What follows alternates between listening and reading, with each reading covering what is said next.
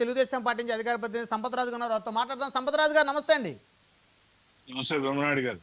So ఏంటి sir, ముఖ్యమంత్రి గారు ఉప ముఖ్యమంత్రి గారు రాష్ట్రాన్ని ఒక సంక్షేమ పాలన దిశగా ముందుకు తీసుకెళ్లి అభివృద్ధి చేయాలని ముందుకెళ్తా ఉంటే కొంతమంది ఎమ్మెల్యేలు తలనొప్పిగా మారుతున్నారు. ఒక ఎమ్మెల్యే వివాదంలోకి చిక్కుకున్నాడు, ఆ వివాదం కాస్త సద్దుమణిగింది అనే లోపు ఇంకొక ఎమ్మెల్యే ఏదో ఒకటి చేసేస్తున్నాడు. ఏంటిది? బ్రహ్మనాయుడు గారు, అందరికీ నమస్కారం.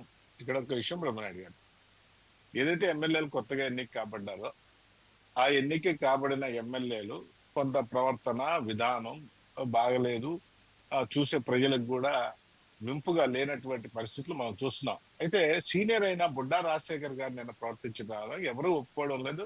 ఎవరు కూడా దాన్ని అంటే ఆయన పట్ల సానుభూతి కానీ ఇంకోటి కానీ మాట్లాడే పరిస్థితి లేదు. ఎందుకంటే రాత్రులు అది టైగర్ జోన్.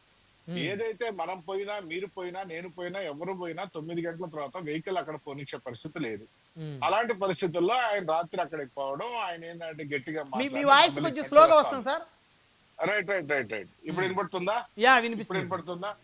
అయితే ఇక్కడ ఏంటంటే నిన్న ఏదైతే చర్య జరిగిందో దాని మీద ఇమీడియట్ గా సీఎం గారు కానీ డిప్యూటీ సీఎం గాని ఇమ్మీడియట్ గా స్పందించడం జరిగింది.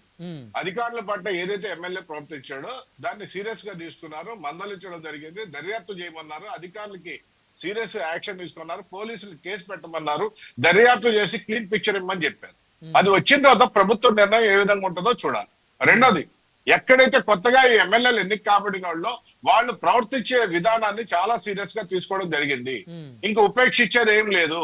ఏంటంటే గత ప్రభుత్వంలో ఉన్నటువంటి మనం చూసాం, గత ప్రభుత్వంలో కింద స్థాయి నుంచి పై స్థాయి దాకా ఏదైనా తప్పు చేస్తే మా నాయకుడే తప్పు చేశాడు, మేము చేస్తే అంత అనే పరిస్థితిలో వాళ్ళు ఉండేవాళ్ళు, వాళ్ళు ఎమ్మెల్యేలు ఉండేవాళ్ళు. వాళ్ళు ఇలాంటి మాటలు కూడా ఉండవు. ఏం జరిగింది, దర్యాప్తు చేద్దామా, కేసులు పెడదామా, లేకపోతే ఇంకోటి చేద్దాం అనే పరిస్థితి ఉండవు. ఎందుకంటే ఇంత ముందు శుద్ధపూస మాటలు మాట్లాడుతున్నారు కొంతమంది. గత ప్రభుత్వంలో అధికారుల గురించి మాట్లాడుతున్నారు. గత ప్రభుత్వంలో అధికారుల గురించి మాట్లాడుతున్నట్లయితే గత ప్రభుత్వంలో అధికారులు ఎల్వి సుబ్రహ్మణ్యం గారిని ఏ విధంగా అవహేళన చేసి పంపించారో మనం చూసాం. ఏబి వెంకటేశ్వర్ గారిని ఏ విధంగా చేశారో చూసాం. ఏపీఐసి దానికి ఉన్నటువంటి ఆయన ఉదయ్ భాస్కర్ గారిని ఏ విధంగా అవమానం చేశారో చూసాం. ఎలక్షన్ కమిషన్ రమేష్ గారిని ఎంత అవమానకరంగా చేశారో చూసాం. ఇంకా బాధాకరమైన విషయం ఏంటంటే చీఫ్ సెక్రటరీ, డీజీపీలు కూడా కోర్టు పోనికే పరిస్థితి మనం చూసాం. కాబట్టి వాళ్ళకి నైతిక బాధ్యత లేదు. రెండు నైతిక బాధ్యత తీసుకున్న ప్రభుత్వం తెలుగుదేశం ప్రభుత్వం, కూటమి ప్రభుత్వం.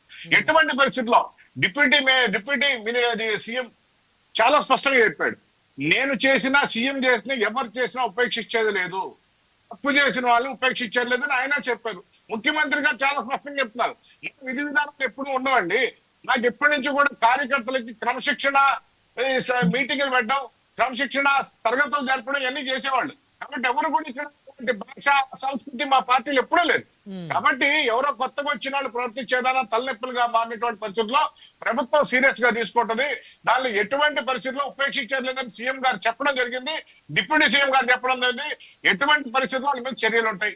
దానికి ఎవరో మాట్లాడుకునే అవసరం లేదు అసలు. ఎందుకంటే వాళ్ళకి ఆ నైతిక హక్కు కూడా లేదు. దాని బాధ్యత కూడా మేమే తీసుకుంటాం.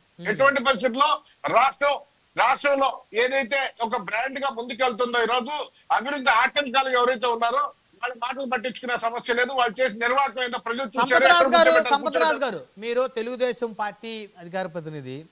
సో ఇప్పుడు చాలా మంది అడుగుతా ఉన్నారు, శైలజానాథ్ గారు మాజీ మంత్రి, ప్రస్తుతం వైసీపీలో ఉన్నారు. ఆయన కూడా ఇందాక ఒక ప్రెస్ మీట్ పెట్టి జూనియర్ ఎన్టీఆర్ గారి తల్లిని